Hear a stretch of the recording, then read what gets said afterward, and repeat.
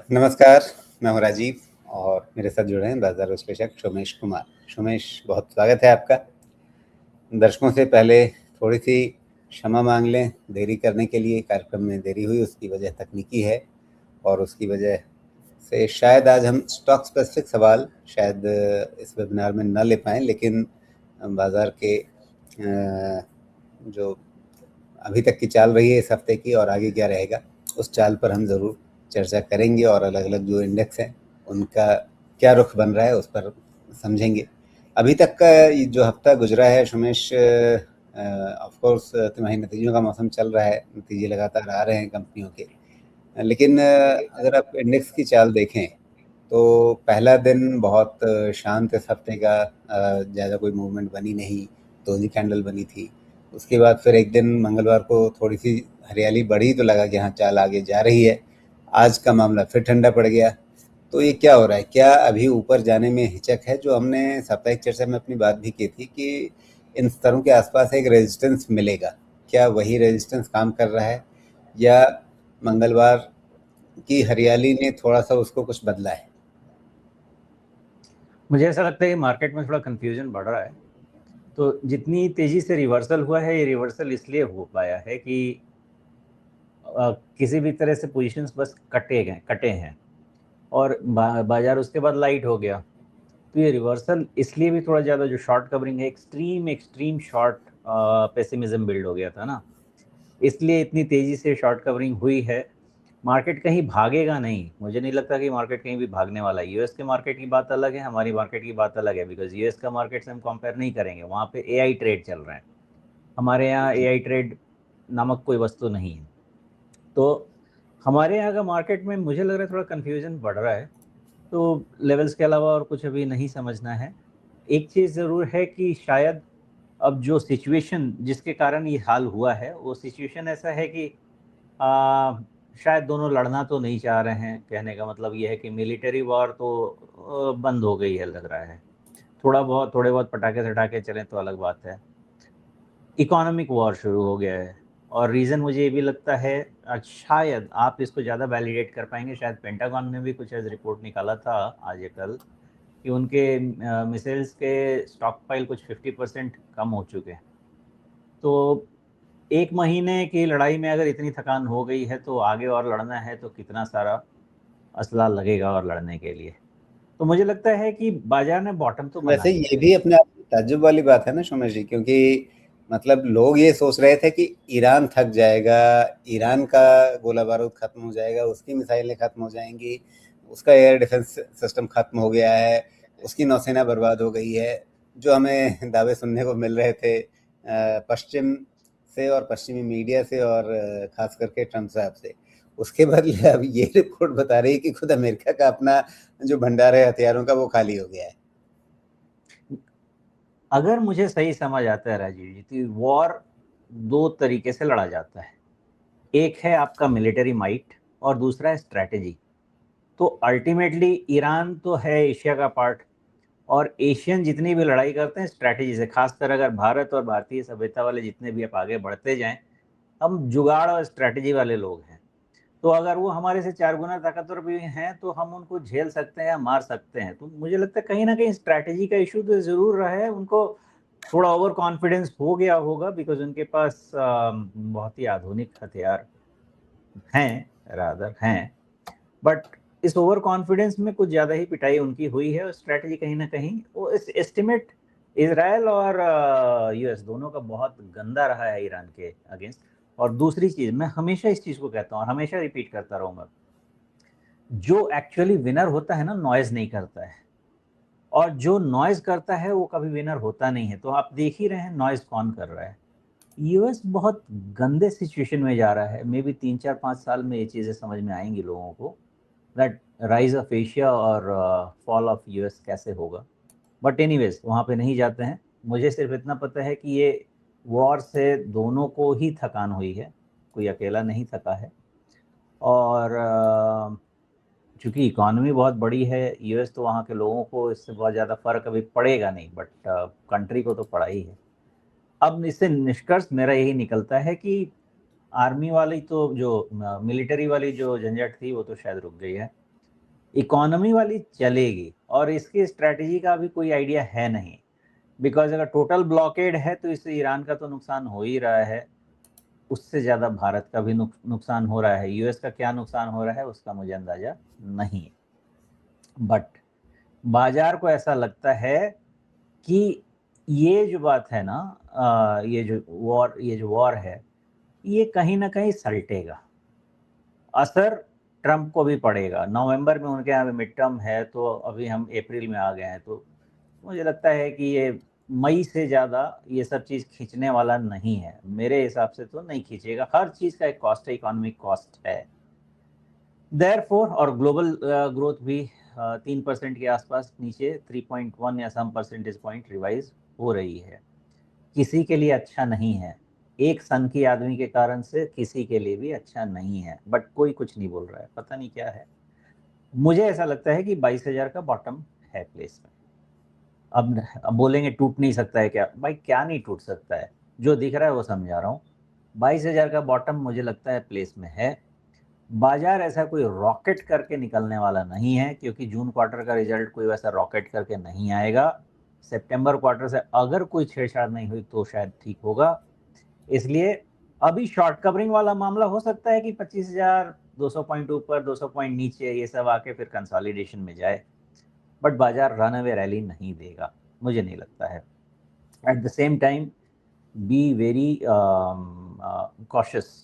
Market gap up करके आता चला है, और ये गैप ऐसे वाले गैप नहीं है जो फिल नहीं होने चाहिए, ये गैप ऐसे हैं जो फिल होने चाहिए।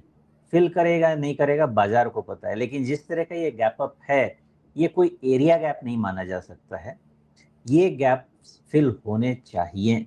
तो अब वो जो गैप फिल होंगे, इसलिए कोई भी बहुत ज़्यादा उत्साह में काम करने की जरूरत तो नहीं है, लेकिन नीचे जाए तो खरीदना चाहिए।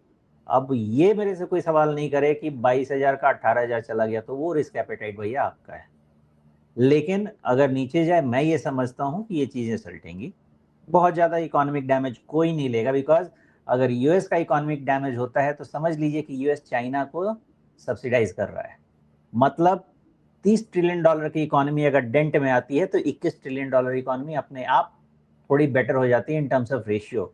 तो यूएस का नुकसान चाइना का डिफॉल्ट फायदा होगा। मतलब जिसका कद बढ़े ना बढ़े, बड़े वाले कद का अगर कद छोटा होता है तो डिफरेंस कम होता है, ये चीज उनको भी नजर आ रही होगी, बिकॉज जी, अब नहीं 21 वो बात ट्रिलियन डॉलर ठीक है। चाइना। वो बात ठीक है, लेकिन जैसे आपने ज़िक्र किया इकोनॉमिक वार का, और इसी पर संदीप जी का सवाल है कि ठीक है, हमारे देश पे और हमारे बाज़ार पे क्या इसका असर होने वाला है, ये जो इकोनॉमिक वार है? असर होगा, और उसमें नहीं हमारे होने का लिए क्वेश्चन ही नहीं है। कहाँ कहाँ पे सावधान रहना है और कहाँ पे मौके देखने हैं, ये मैं अपनी ओर से जोड़ देता हूँ। ये स्ट्रैटेजी जरूर बात करते हैं राजीव जी, क्योंकि मैंने अपनी कंप्लीट ओवरहॉल कर दी है स्ट्रैटेजी की। ये इकोनॉमिक वॉर में हमारा नुकसान तय है, बिकॉज हमारा एनर्जी के बगैर एग्जिस्टेंस पॉसिबल नहीं है आज के तारीख में। जब से ये एनर्जी की खोज हुई है, उसके बाद से अब एग्जिस्टेंस पॉसिबल नहीं है, वो बेसिक कमोडिटी नीड हो गई है हमारी। ओके, हमारा ग्रोथ रेट जो एक्चुअली आप समझे जो 7% हो रहा था, मुझे लगता है 7.5% भी जा सकता था, अब वो 6.5% तक का होगा। तो 6.5% का जीडीपी 4 ट्रिलियन डॉलर के लिए ठीक है, मैं ये नहीं कहूँगा कि बहुत कुछ रोजी पिक्चर है, लेकिन ठीक है। प्रॉब्लम है कि पिछले साल के सबकी धरे पे पानी फिर गया है, इसके कारण से हमारा जो आप समझें कि जो रेट सेंसिटिव है, जो ग्रोथ सेंसिटिव है, इन सब पे असर तो पड़ेगा, और इसका पता 2 क्वार्टर के पहले नहीं चलेगा, चाहे जितना भी शेयर जिसको फोड़ना है फोड़ ले। कितने डेलिंक्वेंसीज होंगे, एमएसएमई में क्या चोट पहुंची है, जून क्वार्टर के पहले निकल के कुछ बाहर नहीं आएगा। नहीं हुआ, भगवान करे नहीं हुआ, लेकिन मैं जितने लोगों से बात कर रहा हूँ, छोटे छोटे उद्योग वालों से, जो आप कहते हैं एमएसएमई, जो एक्चुअली इकोनॉमी में बहुत बड़ा कंट्रीब्यूशन करता है, तकलीफ उनको बहुत ज़्यादा है। तो इसके कारण मैं यही समझता हूँ कि पहला चीज, जब तक डोनाल्ड ट्रंप है, उनका जब तक शासन है, मुझे ऐसा लगता है कि जो हमने किया हुआ है, हमारा पोर्टफोलियो डोमेस्टिक फोकस्ड ही रहना चाहिए। ग्लोबल नहीं होना चाहिए, बिकॉज ये टर्मोइल टर्ब्यूलेंस चलता रहेगा। हाँ, अगर किसी को एआई ट्रेड करना है तो भाई वो अपना ईटीएफ डिसाइड कर ले, वो ताइवान करेगा कि कोरिया करेगा कि यूएस करेगा, वो अपना अलग काम कर सकता है। बट जब तक, जहां मैं भारतीय इन्वेस्टर्स की बात करूं, मैंने पहले मेरा पोर्टफोलियो 90% डोमेस्टिक था, 85 to 90%, अब मैं उसको 95% भी करूंगा। दूसरी चीज ध्यान रखिएगा, सब इकोनॉमी का सबसे पहला और सबसे लीथल इम्पैक्ट पड़ता है फाइनेंस, बैंकिंग और फाइनेंस सिस्टम। तो जितना हमारा अभी बैलेंस शीट बहुत सुंदर चल रहा था और क्रेडिट ग्रोथ भी थोड़ी बढ़ रही है, इसका एनपीएस पे बुरा असर पड़ेगा, धीरे धीरे ही सही लेकिन बुरा असर पड़ेगा। और इस लेवल से मुझे ऐसा लगता है कि बैंकिंग में एक consistent CAGR without tactical management बना पाना मुश्किल रहेगा।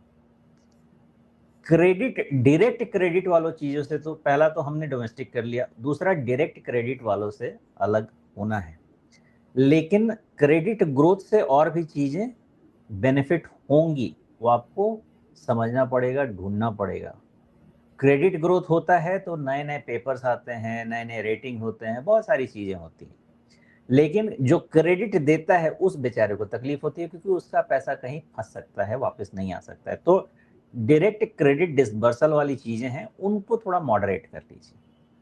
फॉर एग्जाम्पल, अगर वेट आपके पोर्टफोलियो में 20% था तो उसको 10% कर लीजिए।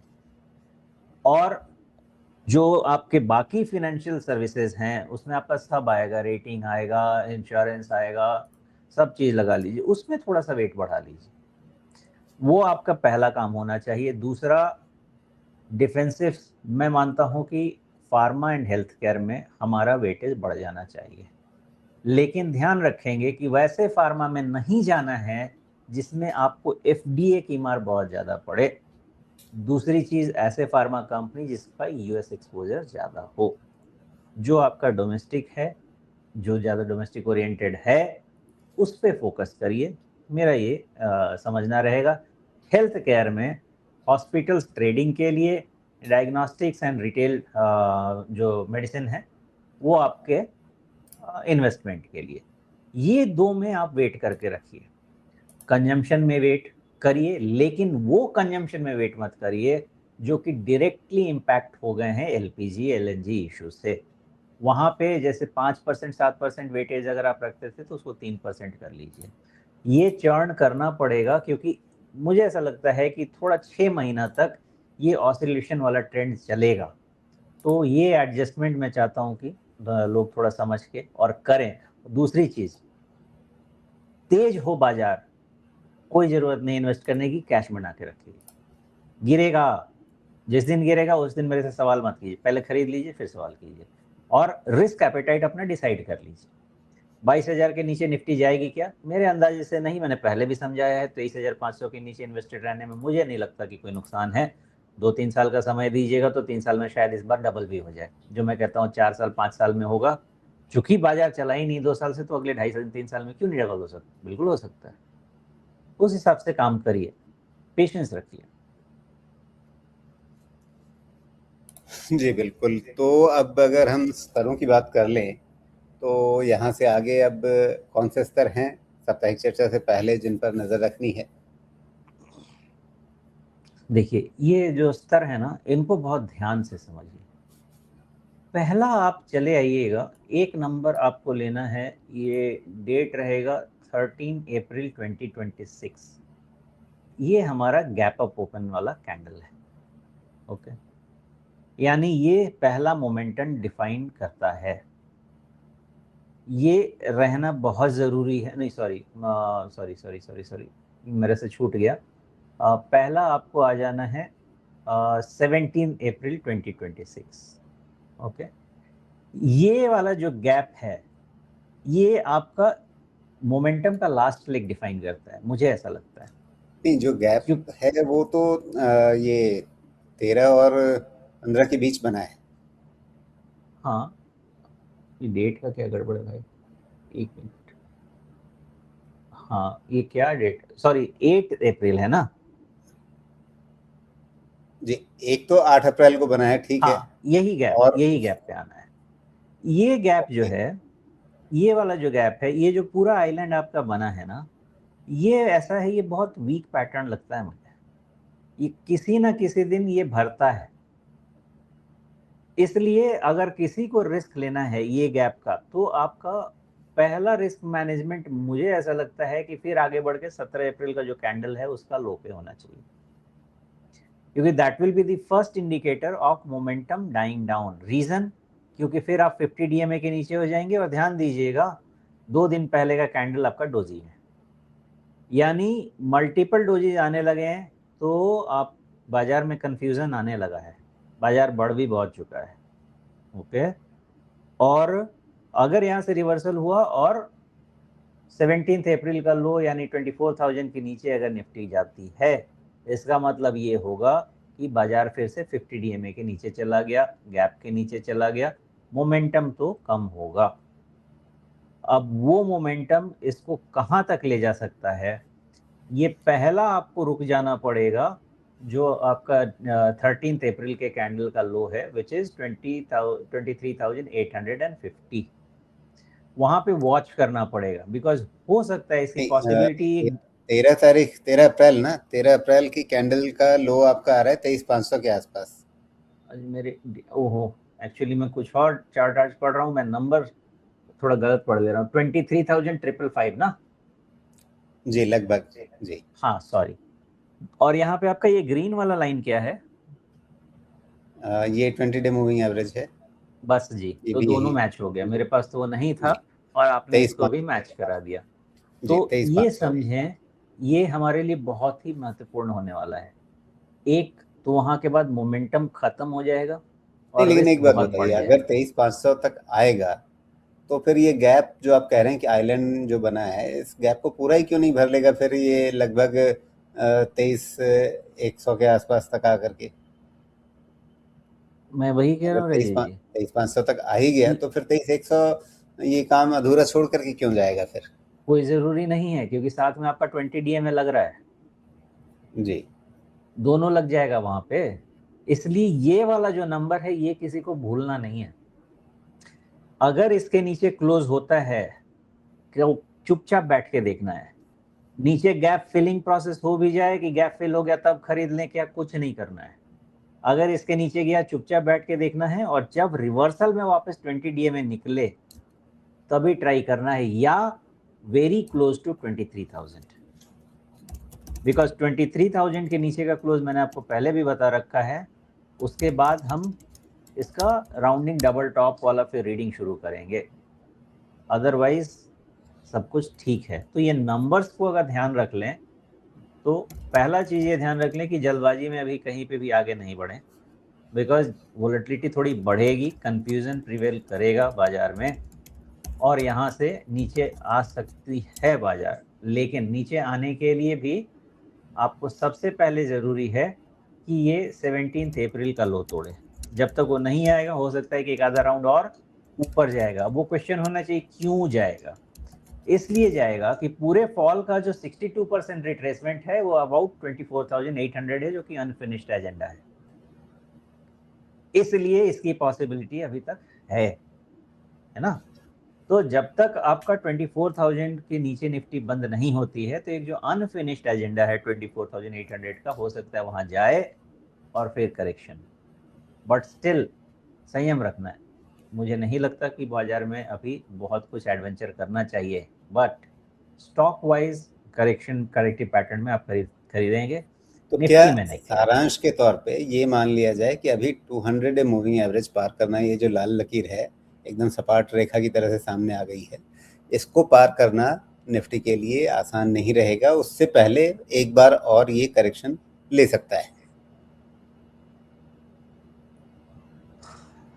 वो तो पार नहीं करना चाहिए। 200 डीएमए तो पार करना पॉसिबल नहीं है अभी। उससे पहले, और उसके ऊपर जब भी निकलेगा उससे पहले अभी एक बार करेक्शन जरूरी है। बिल्कुल ज़रूरी है, but let me check. 25,300 and this is at 25,200। नहीं, ये निकल सकता है, but keep an eye on 25,300 to 350, इससे ज़्यादा इम्पोर्टेंट 300 to 400, इससे ज़्यादा इम्पोर्टेंट वो रहेगा। क्यों रहेगा बताऊं? देखिएगा, आप 27 फरवरी के कैंडल पे जाइए, उसी दिन से वॉर की फैक्टरिंग शुरू हुई, यानी वो हमारा सप्लाई जोन बना है, वहां पे जाके अटकेगा। इसलिए 25,200 से अटकाऊ शुरू होना चाहिए और 200-300 पॉइंट ऊपर तक खिंच सकता है। जी, ठीक है। तो कुल मिलाकर के अभी एक करेक्शन की आहट रहेगी, इसको सुनते रहिए, उस पर ध्यान रखिए।